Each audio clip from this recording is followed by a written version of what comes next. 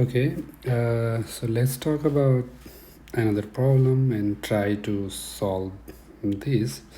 So it's a problem number 70, and which is also from chapter number 25.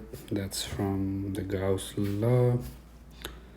So the problem is a cube with sides of 20 centimeter is placed in a non-uniform electric field. Okay, so here the side of the cube is in centimeters, so you have to convert this into meter. Also, the electric field is non-uniform. Okay, so you have to keep eyes on these two. If the electric field is uniform, then the the electric flux through each of the six faces of the cube would be, different. So it's like a problem number 71. So you will see that. So the electric field is non-uniform, so you need to keep eyes on that. So where x, y, and z are measured in meters and E is in Newton per coulomb. So all the other units are in standard SI units. So you just need to change this side into meter. Okay, so the problem further asks you to determine the electric flux through each of the six faces of the cube. Okay, assuming the cube has a corner at the origin. So this is the point, this is the origin, and sides along the x, y, and z axis. Okay, so I try to make it easier for you all to understand which faces represents the which side of the cube. So for face 1, I assume it as f1, and that's a b c d, a b c d. So this is phase 1, and you can find the directions of the corresponding area vectors of these particular phase. Let's say this is, so the area vector is, let's say, dA1. Okay, so it will be simple, like, so the product, the area vector, so that's why you have to multiply the sides of this dy, the small value dy and dz. So it is the direction of this is along the positive x-axis, that's why plus I. So it will be simply dy dz I. Okay, this is for the phase 1. Similarly, f2, the phase 2 is, let's say, in our figure, ADES. ADES means this A, this D, this E, and this S. So obviously it is directed along the negative x-axis, that's why negative I. So everything is kind of similar, but you just have to, this is along negative y-axis, that's why minus z.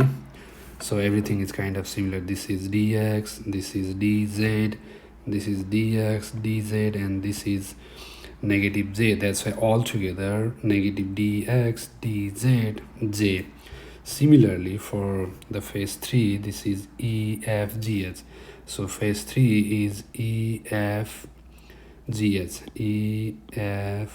EFG, and H. Okay, so this phase, this is in the negative x-axis, that's why the direction will be in minus I.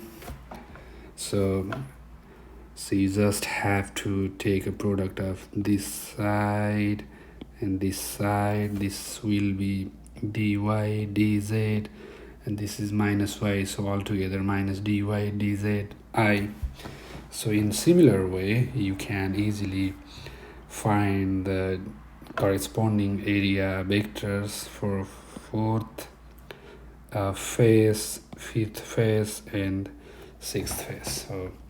So finally, so it's similar like the problem number 61. So the field E is given, you have to multiply with the corresponding area vectors for the corresponding face of the cube.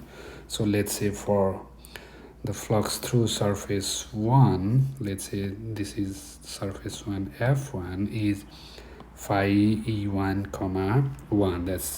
That means flux through surface 1. So you have to take a dot product of E and dA. Okay, so dA1 is already calculated, that's dy dz I. So E is given, is this, so this is along the x-axis, that's why E is further written as E dot xy. That's why I have taken this part only, okay. So this is minus 4.0 n over c, here is x, okay.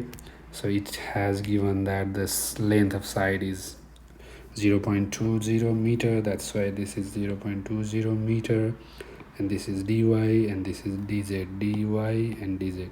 So dy and dz, the length of dy and dz, here dy and dz are small fragment of this whole 0.2 meter, so that's why it can range from origin to 0.20 meter. So the limit of this integration would be 0 to 0.20 for dy and dz, so it will be 0.20, 0.20. So altogether, when you take a multiplication or the product of all the values, you will get a flux through surface 1 as minus 3.2 times 10 power minus 2 Newton meter square per coulomb. So similarly, you can easily follow the same step, same process to get the flux through surface 2, flux through surface 3, flux through surface 5. So they will all be 0, you will get that. And the phase, the flux through surface 4 is this much, 4 times 10 power minus 2 Newton meter square per coulomb, and for phase 6 it will be 2.4 times 10 power minus 2 Newton meter square per coulomb. So this is kind of one of the tricky problems from this chapter, and it is interesting problem as well. I think you understand how such type of problems can be solved. Thank you.